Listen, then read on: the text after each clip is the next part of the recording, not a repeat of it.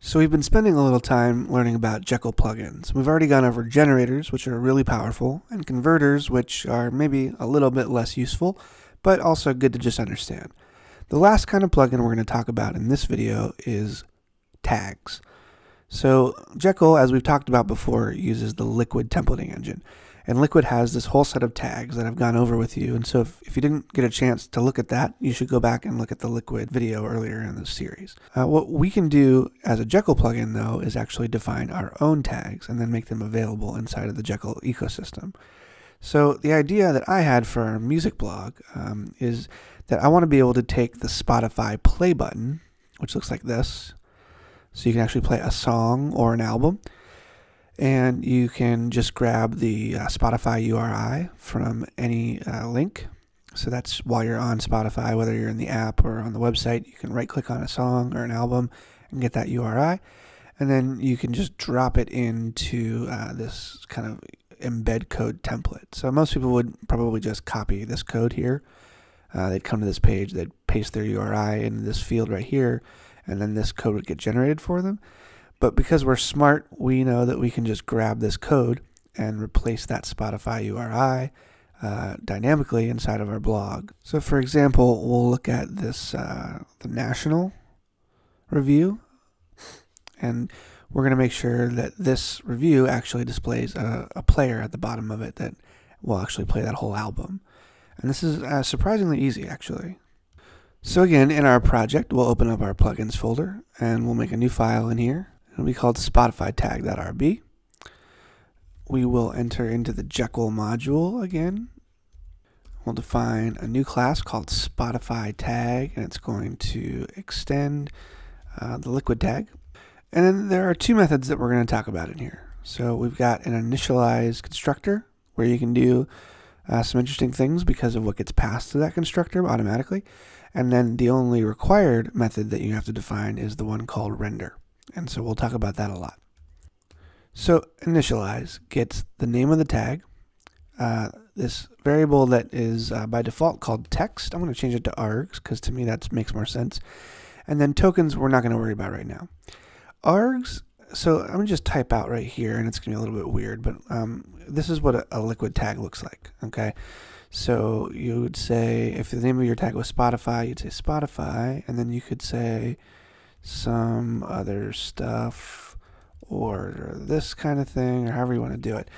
And whatever this string is right here, no matter what it is, if it's got spaces or colons, or it doesn't really matter, anything before this % curly brace close for the tag is going to be passed to this args value. So that's why it's sometimes called text, because it is just one big string. But because you're going to mostly use that kind of thing to accept arguments in your tag, I usually call it args. So if we needed to send arguments in, so I'm going to get rid of this so the syntax highlighting stops freaking out. You're going to call the parent constructor, and then you're going to grab, so we might change this to args and change this to args. And you could even say split this on a space, or on, better yet, on that. So you could do that kind of thing on splitting it on a regex, and then you could go through and map that and split out those remaining, and then you could go and map the resulting array and then split on a colon, so that if you have colon and space separated values, you get keys and values. I'm a little surprised there's not a way to do this natively instead of having to just pass in this string and parse it yourself, but there are a lot of easy ways you could parse it. What we're going to do with Spotify actually doesn't require us to accept any arguments, so for us, we're just going to get rid of this whole initialize method, and we're only going to define the render method.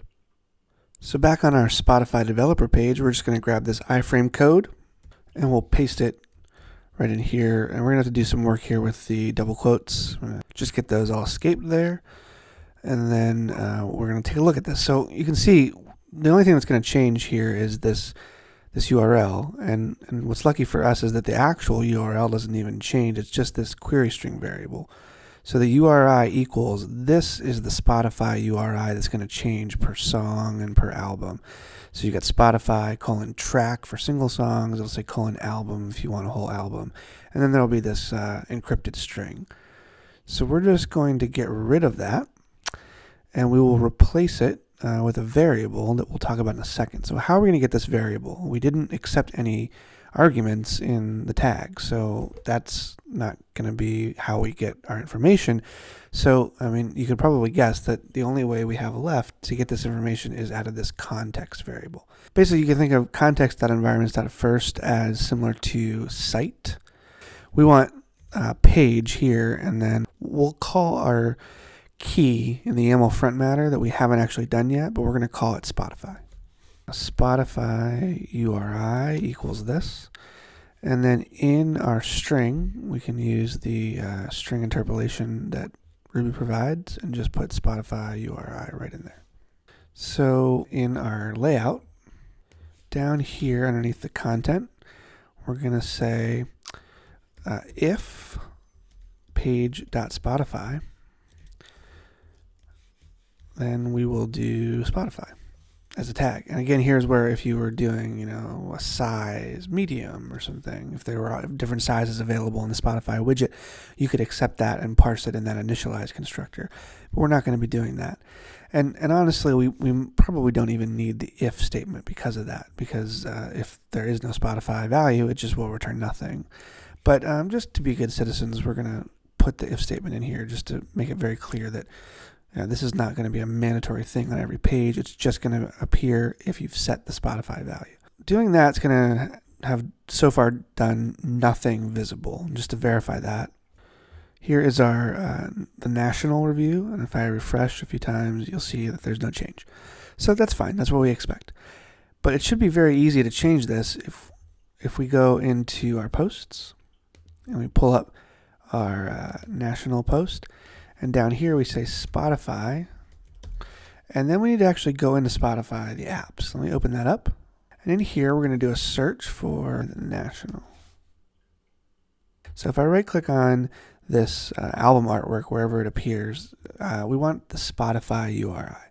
So see, you could copy the embed code directly, but that would require us to actually hard code that full embed code iframe, and we don't want to accept an iframe HTML on the top of our YAML front matter. That's going to be a big mess. So it's much cleaner, much nicer just to grab the Spotify URI, and then we just drop that here, and so it's a Spotify album, and it's got the encoded string. And now we expect, once we restart, now you can see here in the terminal where we had our server running, we're getting some errors.